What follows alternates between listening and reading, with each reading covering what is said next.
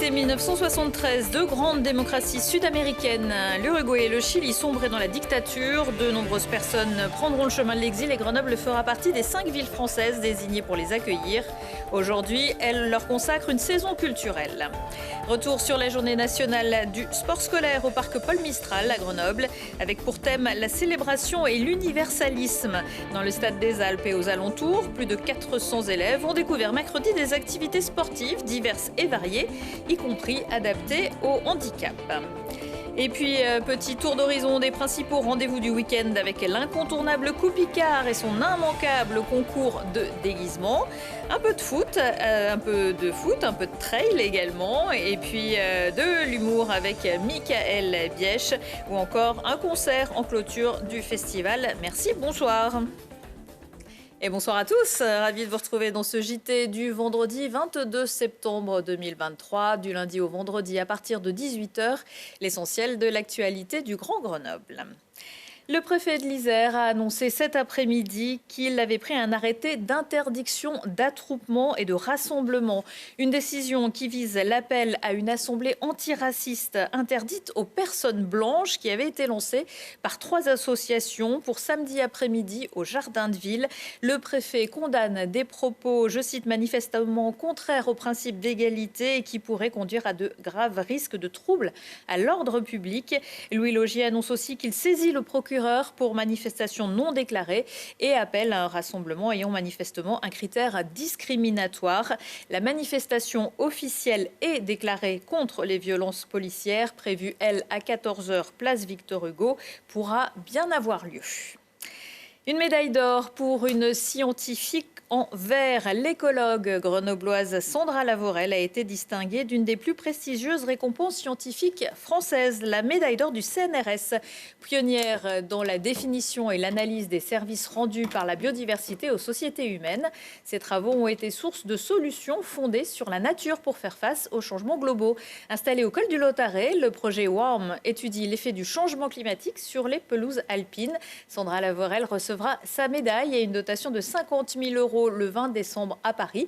C'est la 4e médaille d'or pour le CNRS Alpes qui s'ajoute à celle de Louis Néel, Philippe Nozière et de Claude Lorius.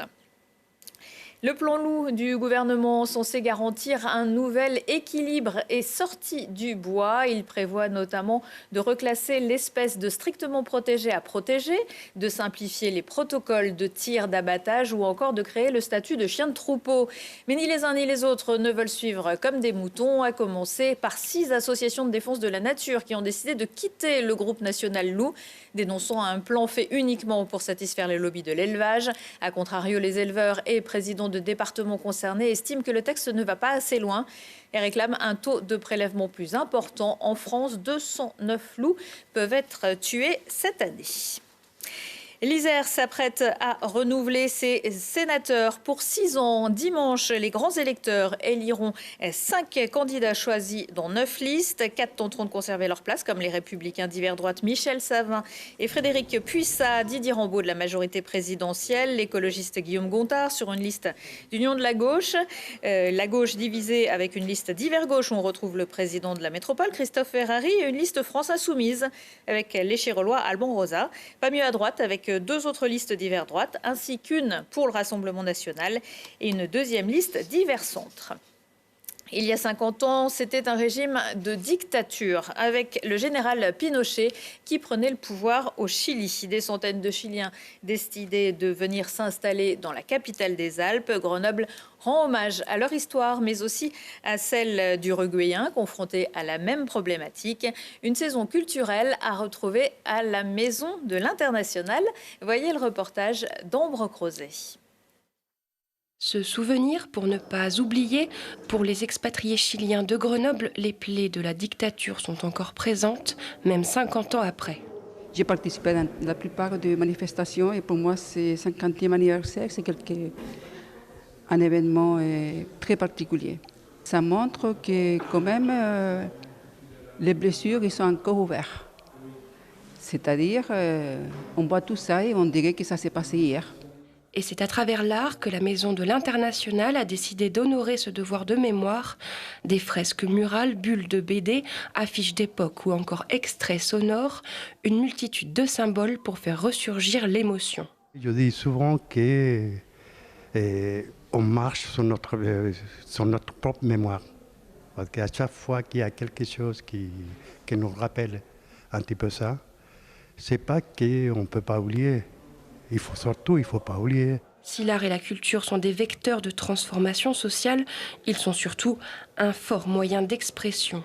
L'idée, c'était vraiment d'avoir quelques symboles. Et le personnage qui raconte tout ça, c'est moi, c'est mon personnage. Donc il souffle depuis le bout du bout jusqu'ici. Et voilà, c'est un récit en fait. Donc il y a eu plein de manières de lutter. Il y a eu les muralistes qui allaient dans les rues pour peindre, les personnes qui faisaient de l'art qui allaient écrire sur les espaces publics, des photos, des prises de photos. Mais il y a aussi la lutte armée. Il y a eu aussi de l'autogestion, de l'auto-organisation. En fait, la résistance, elle est multiple. Il n'existe pas une résistance, mais des résistances. Grenoble fait partie des 5 villes de France à avoir accueilli les Chiliens qui ont pris le chemin de l'exil pour fuir la dictature. Les communes de Pont-de-Claix et Chirolles se joignent à ces célébrations, notamment au centre du graphisme.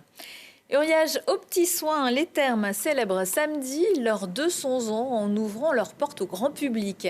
Habituellement, ce sont environ 300 curistes qui en poussent les portes chaque jour pour se voir administrer des soins en dermatologie, ORL, rhumatologie. La source qui alimente les Thermes actuels aurait même été utilisée du temps des Romains qui avaient déjà repéré les bienfaits de cette eau isotonique à forte charge minérale et aux nombreuses propriétés thérapeutiques.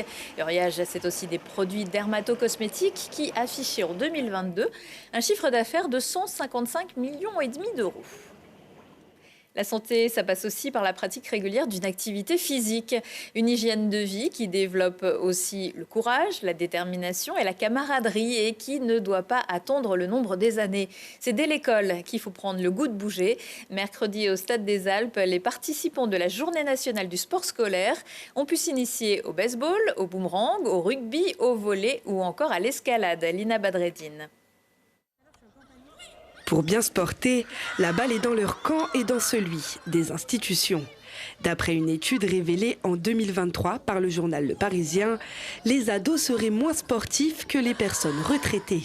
Et il y a urgence à réagir. 2/3 des 11-17 ans dépassent les seuils sanitaires au sujet de l'inactivité physique et de la sédentarité. Ce qui les situe donc à un niveau de risque élevé de surpoids, d'obésité, des troubles du comportement alimentaire ou de qualité du sommeil et de vie altérée. Avec la Journée nationale du sport scolaire, les jeunes peuvent découvrir les activités des associations et des fédérations du territoire. Personnellement, je kiffe le sport, donc faire une activité dans le sport, ça me fait plaisir. Voilà. Ça permet de se libérer un peu, de faire autre chose de sa journée, ça change de la routine des cours, etc. Et puis c'est sympa, on passe un bon moment avec nos amis et le lycée. Puis si on peut gagner, c'est cool aussi. C'est vrai que c'est mieux de faire du sport que de rester toute la journée devant son téléphone. C'est bien, ça nous dépense, ça nous vide. Si l'objectif de la JNSS est de développer la pratique sportive à l'école, il est aussi d'inculquer les valeurs essentielles du sport. Le sport et l'olympisme, ce sont des valeurs de respect. Donc évidemment de non-discrimination, d'inclusion et d'engagement. Donc évidemment tout ce qui est pratique sportive contribue à travailler les compétences transversales essentielles à la constitution d'un citoyen, bien entendu. Et pour cette journée, les élèves foulent la même pelouse que les professionnels du GF38 et du FCG avec la mise à disposition par la métropole du Stade des Alpes. C'est l'occasion de fêter le sport par magnifique compétition, d'être inspirant, qui permettent de vivre ces moments dans l'excitation, le partage des valeurs autour du sport. Donc c'est une belle fête et c'est toujours une belle fête quand elle est autour de la jeunesse. Au total, ce sont 400 élèves de la primaire au lycée qui se sont réunis dans les 20 ateliers proposés. Et l'autre événement à venir autour de l'olympisme et du paralympisme, c'est le relais Isère Terre de Jeux qui se déroulera entre octobre et juillet. Une soirée d'information est prévue jeudi prochain à 19h à la Maison départementale des sports à Hébin. C'est un véritable bolide d'essai et bon camarade qui plus est. Après avoir offert le ballon à Danty pour le laisser marquer, l'Isérois Louis Biel-Barrier, formé au RC Cessin et au FCG, a marqué 2 essais jeudi soir au stade Vélodrome de Marseille lors de la rencontre de Coupe du Monde où la France s'est imposée 96-0 face à la Namibie. Un de ces essais à la 64e minute après une impressionnante course en solitaire, ce qui fait pour le jeune joueur de Bordeaux-Bègles 3 essais en 2 matchs dans cette compétition. Voilà, envoi à l'essai. Samedi, vous pourrez aussi encourager un joueur actuel du FCG. Le 2e ligne de Grenoble, José Madeira, est engagé avec l'équipe du Portugal qui affrontera la Géorgie à 14h. Ce sera à Toulouse. Il y aura aussi d'autres rendez-vous sportifs ce week-end en Isère. Petit-Florilège avec Lucille Dailly. Allez pousser le GF38 pour briser le sort du 0-0 affiché au terme des 4 dernières rencontres des footballeurs grenoblois. Seule équipe toujours invaincue en Ligue 2, Grenoble 4e au classement, retrouve le Stade des Alpes et reçoit Quevilly-Rouen samedi à 19h au Stade des Alpes, donc pour le compte de la 7e journée. Les Yetis retrouvent le championnat élite de roller hockey après la grosse déception de l'élimination en demi-finale. Malgré pourtant une excellente saison régulière, les Grenoblois sont bourrés d'ambition et comptent sur le public pour remplir la halle Clémenceau ce samedi à 19h30 pour la réception d'Angers.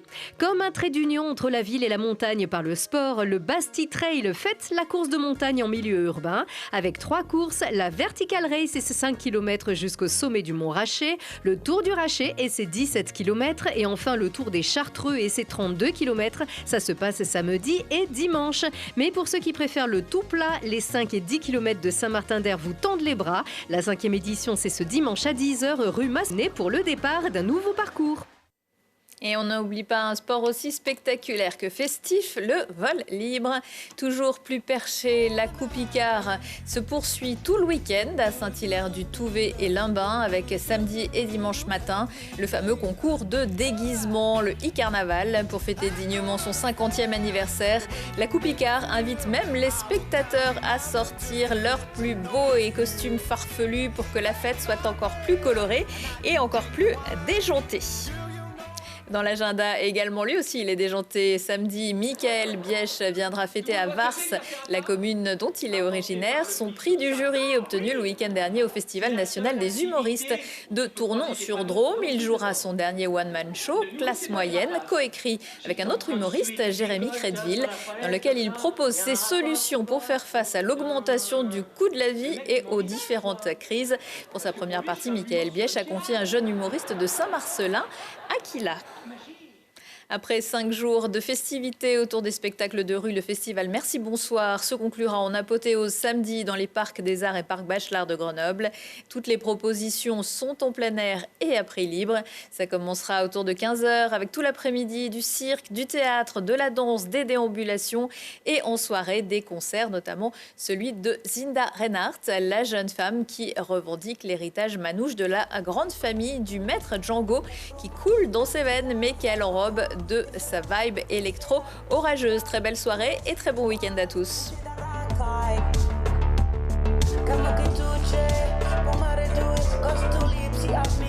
Just to think